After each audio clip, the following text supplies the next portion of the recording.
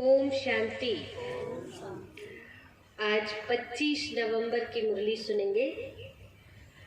बाबा ने कहा, मीठे बच्चे ज्ञान की बुलबुल बन, सारा दिन ज्ञान की टिकलू टिकलू करते रहो तो लौकिक और पारलौकिक माता पिता का शो कर सकेंगे। यानी ज्ञान की बुलबुल बनना है और सारे दिन ज्ञान का चिंतन करते रहना है। और चिंतन के साथ साथ जब जहाँ जिस ज्ञान की जरूरत है उसको सुनाना भी है।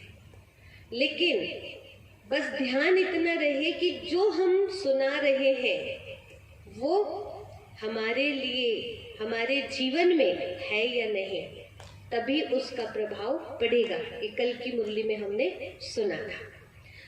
तो ज्ञान की बुलबुल बन, सारा दिन ज्ञान की टिकलू टिकलू करते रहो तो लौकिक और पारलौकिक माता पिता का शो कर सकेंगे।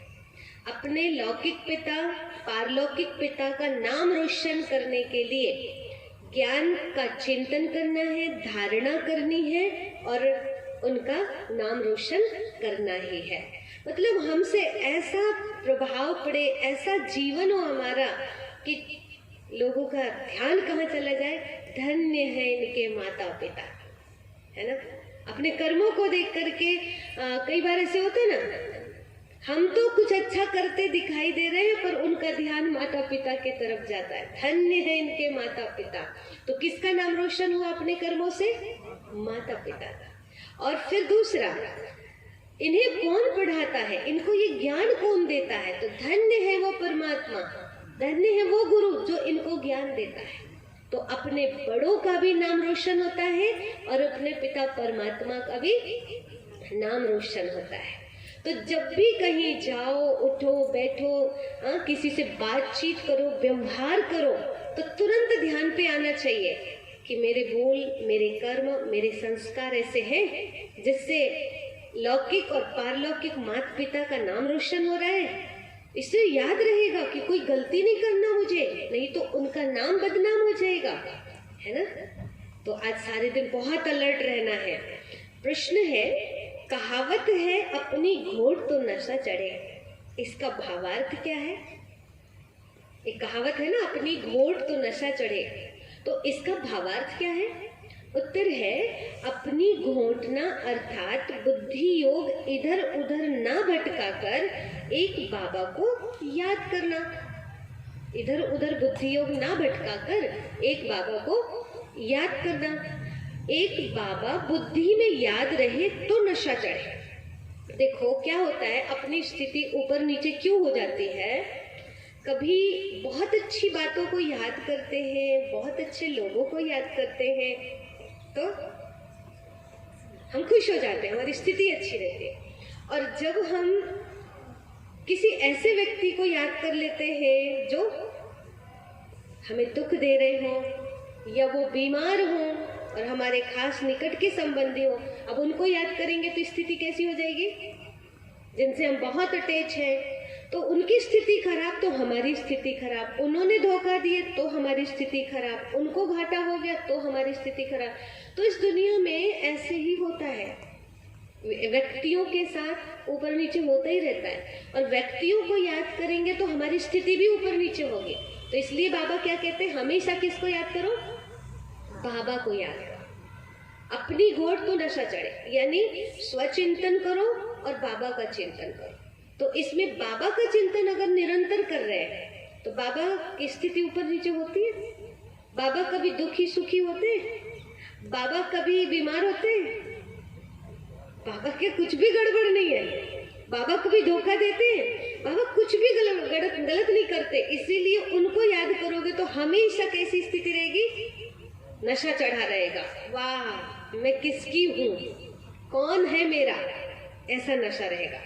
तो बाबा कहते हैं, एक बाबा बुद्धि में याद रहे तो नशा चढ़े, परंतु इसमें देह अभिमान बहुत विघ्न डालता है। थोड़ी सी बीमारी हुई तो परेशान हो जाते हैं, मित्र संबंधी याद पड़ते हैं, इसलिए नशा नहीं चढ़ता। योग में रहे तो दर्द भी कम हो जाए। क्या करते हैं, देहाभिमान के कारण थोड़ा भी शरीर में तकलीफ है तो क्या होता है, आपने देखा होगा कि जब हम कहीं जा रहे हैं, पाँव में कांटा चुभ गया,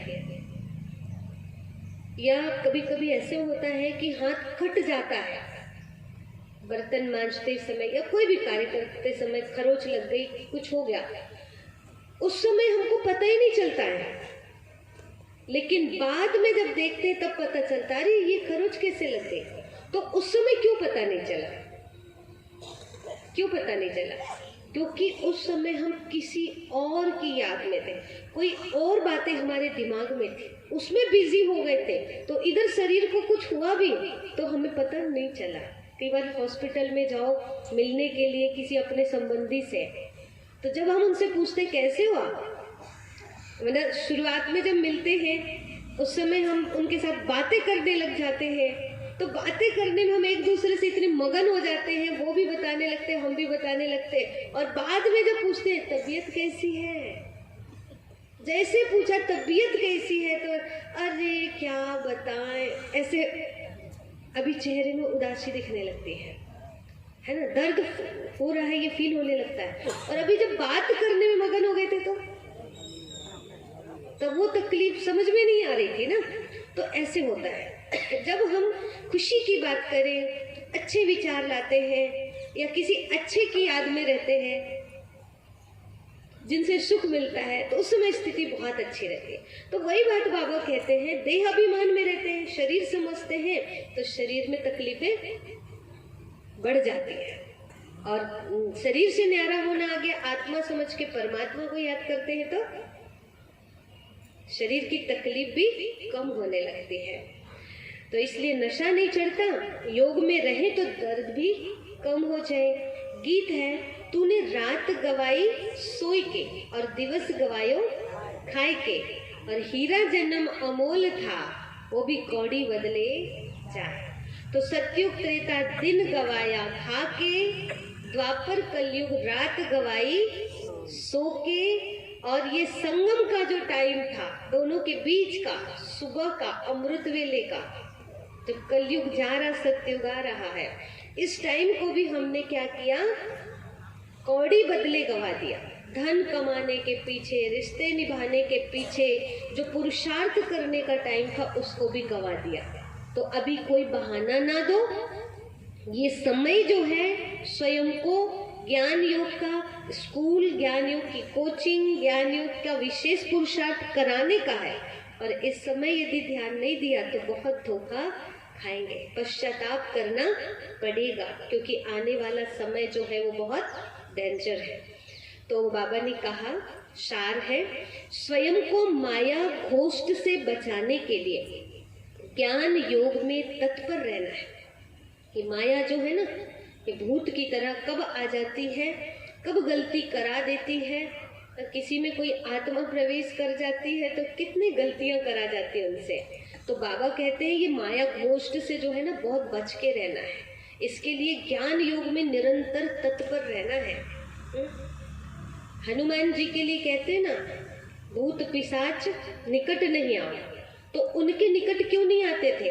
जिसके दिल दिमाग में निरंतर परमात्मा की याद समाई हो, उनके निकट कोई भूत पिशाच आ सकते हैं। तो यहाँ भी जिनके अंदर भूत पिशाच की प्रवेशता होती रहती है, जिनको इन सब की परेशानी होती रहती है, उसका कारण है पूरे टाइम निंदा, चुगली, व्यर्थ बातें, पर चिंतन, यही सब चलता रहता है। ऐसी आत्माओं को ही ऐसी आत्माएं परेशान करती हैं।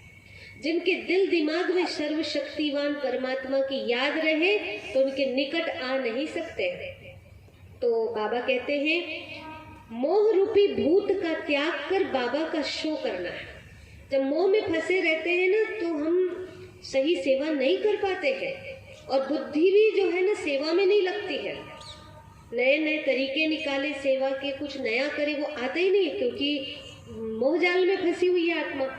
तो ज्ञान की टिकलू टिकलू करनी है, चिंतन भी करना है, धारणा करनी है, और औरों को भी करानी है। पढ़ाई पर पूरा ध्यान देकर बाबा से वर्षा लेना है।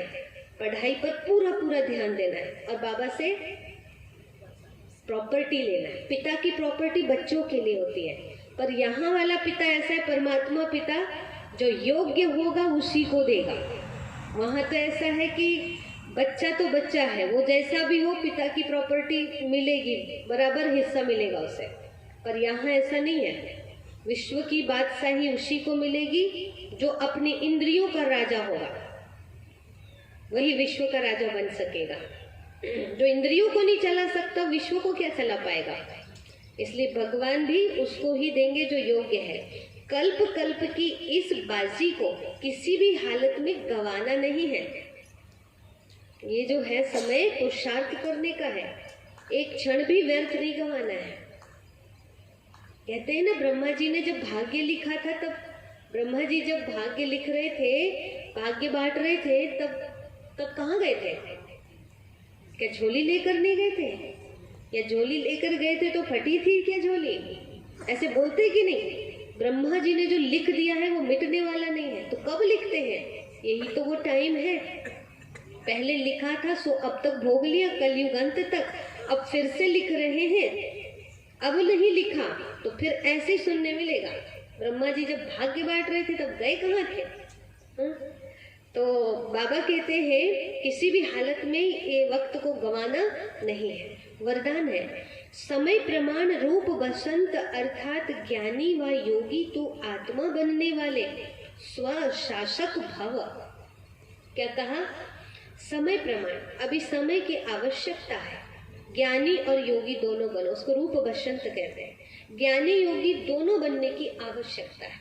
केवल ज्ञान भी काम नहीं करता, दोनों का बैलेंस चाहिए। ज्ञान जो है, जब योग करते हैं तब जो ज्ञान है अपने अंदर, उसकी धारणा होती है, वो अपनी प्रॉपर्टी बनता है। जैसे किसी के डायलॉग को रट के सुना दिया तो वो अपनी प्रॉपर्टी नहीं है। किसी के डायलॉग जो है या मुरली का भी जो पॉइंट है, इसको चिंतन करना, मनन करना, उसको योग में अनुभूति करना, और ऐसे कर करके धीरे धीरे वो अपनी प्रॉपर्टी बनती है। जैसे गाय घास खाती है, घास जो है वो पहले पेट में डाल लेती है और फिर घर में आकर के क्या करती है? जुगाली करती है। तो वो घास को जो है धीरे धीरे अपना बनाती है। अभी घास केवल पेट में है, पर वो उनका ब्लड कब बनेगा? जब जुगाली करेगी। तो ऐसे ही व्हाट्सएप से, मोबाइल से, टीवी से, मुरलियों से, कहीं से भी, किसी साधु संत से, सत्संग से जो ज्ञान प्राप्त किया, वो ज्ञान अभी केवल रटा रटाया है, वो अपना नहीं है। इसलिए समय आने पर वो ज्ञान आपको काम नहीं आएगा। समय आने पर वो ज्ञान आपके काम तब आएगा जब आपने उस ज्ञान का चिंतन मनन कर करके उसको अपनी प्रॉपर्टी बना लिया है। जो स्वशासक है वो जिस समय चाहे रूप बन जाए, जिस समय चाहे बसंत बन जाए, दोनों स्थिति सेकंड में बना सकते हैं।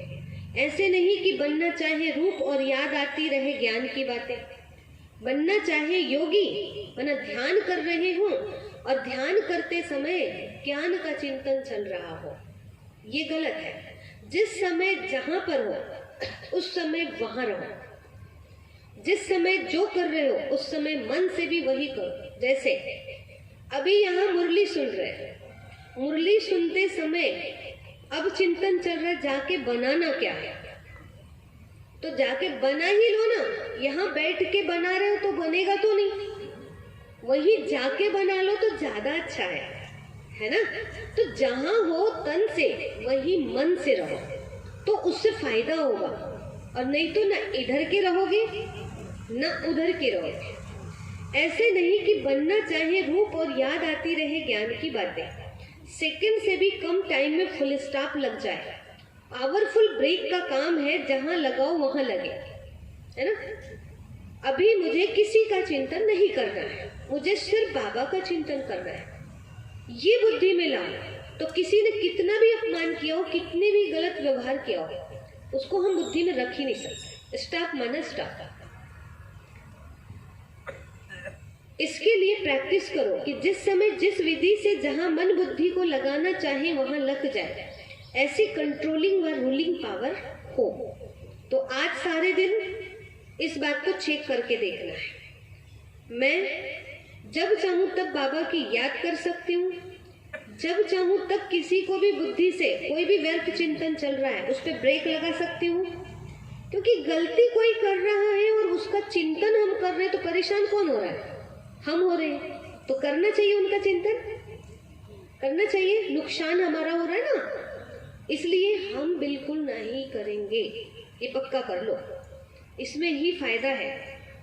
स्लोगन है, शांति दूत वह है जो तूफान मचाने वालों को भी शांति का तोहफा दे।